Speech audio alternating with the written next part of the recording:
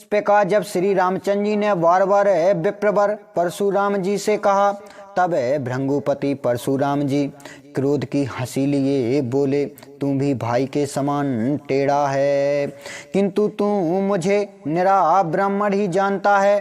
पर मैं जैसा ब्राह्मण हूँ वह तुझे सुनाता हूँ।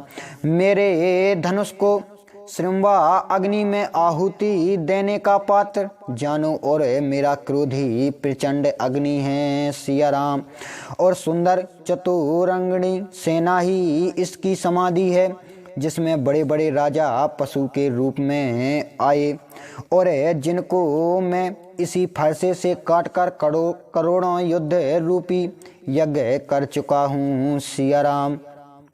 तुझे मेरा प्रभाव विदित नहीं है, इसी कारण ब्राह्मण के धोखे से मेरा निरादर कर बोलता है। धनुष तोड़ दिया तो अहंकार हो गया कि मानो संसार को ही जीत कर खड़ा है सिया राम। राम जी ने कहा, हे मुनि जरा विचार करें, हमारी चूक तो बहुत छोटी है और आपका क्रोध अपार है। यह पुराना धनुष तो छूते ही टूट गया, फिर मैं क्या घमंड करूँगा सिया राम। हे भृंगुनाथ सुनिए, यदि हम आप जैसे श्रेष्ठ ब्राह्मण का ही अपमान करेंगे तो भला संसार है ऐसे कौन है योद्धा है कि जिसको भय के बस होकर हम सिर नवावेंगे सिया राम। देवता राक्षस राजा लोग और अनेक योद्धा चाहे वे बराबर के हों या बलवान, यदि संग्राम में हमें कोई ललकारेगा तो वह काल ही क्यों ना हो, हम उसके साथ युद्ध करेंगे सिया राम। क्योंकि क्षत्रिय योद्धा से संकित नहीं होते, यदि हुआ तो उसके समान कुल का कलंकी कौन होगा। यह मैं अपना स्वभाव कहता हूँ कि युद्ध में रघुवंश के वंशज काल को भी नहीं डरते सिया राम। फिर ब्राह्मण कुल की तो ऐसी प्रभुता है कि जो आपको डरेगा वह भय रहित हो जाएगा। श्री रामचंद्र जी की ऐसी कोमल मीठी और गुणवाणी सुनकर परशुराम जी आंखें खुल गईं सिया राम। तब बोले, अच्छा है हे राम, इस धनुष को हाथ में लेकर खींचो तो संदेह दूर हो। धनुष देते ही वह स्वयं ही चढ़ गया। तब तो परशुराम जी को बड़ा आश्चर्य हुआ सिया राम। तब श्री रामचंद्र जी के प्रभाव को जानकर परशुराम जी पुलकित शरीर हो मन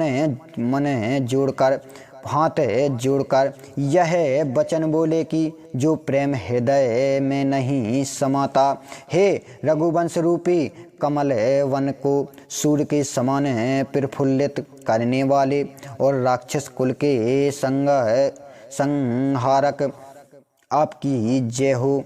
हे देवता ब्राह्मण और गोवों के हित करने वाले, आपकी जय हो। हे विजय शीलवंत और गुणों के सागर, आपकी जय हो। हे सेवकों के सुखदाता, आपके सभी अंग बड़े सुंदर हैं, जिन पर करोड़ों कामदेव न्यौछावर हैं, आपकी जय हो। मैं अपने एक मुख से बड़ाई क्या करूं, हे महादेव जी के मन मंदिर में विचारने वाले, आपकी जय हो। अनजाने में मैंने जो अनुचित कहा है उसे क्षमा करो, आप दोनों भाई क्षमा के धाम हैं सिया राम। हे रामचंद्र जी आपकी जय हो, जय हो, जय हो। ऐसा कहकर श्री परशुराम जी तप हेतु वन चले गए। भय विशेष से कायर और दुष्ट राजा भयभीत हो धीरे धीरे से जहाँ तहाँ भाग गए सिया राम। देवताओं ने दुनंदुभी बजाकर प्रभु श्री रामचंद्र जी पर फूल बरसाए और इस प्रकार जनकपुर के सब स्त्री पुरुष प्रसन्न हुए। उनकी सब मोहमाया पीड़ा जाती रही सिया राम।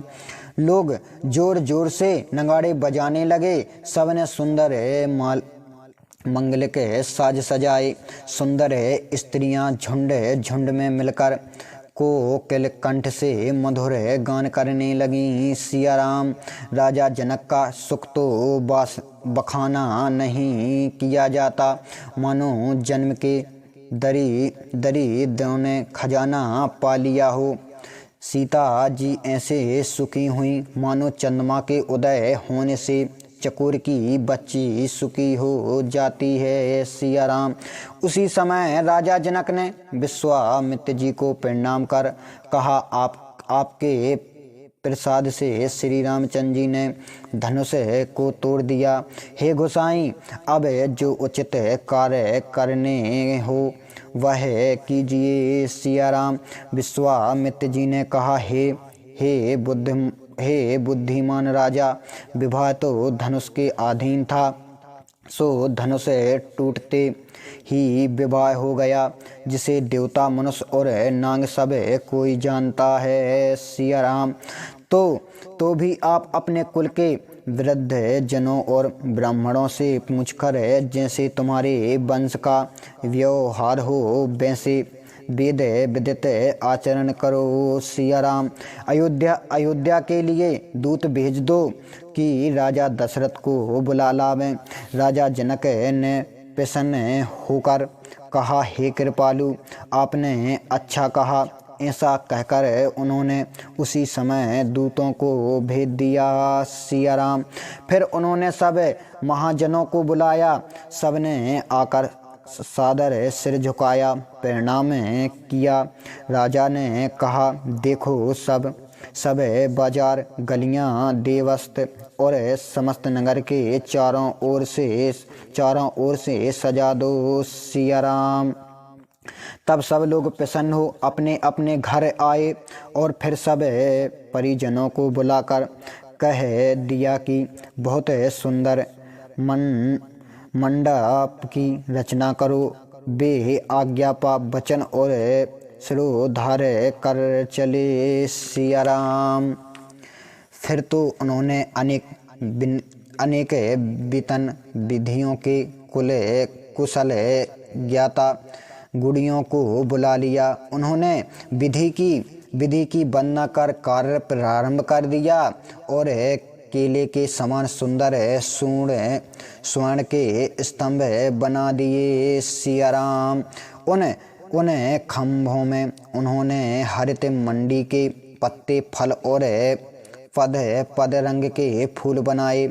उस अत्यंत विचित्र रचना को देखकर ब्रह्मा जी का भी मन लुभ जाता था। सिया राम।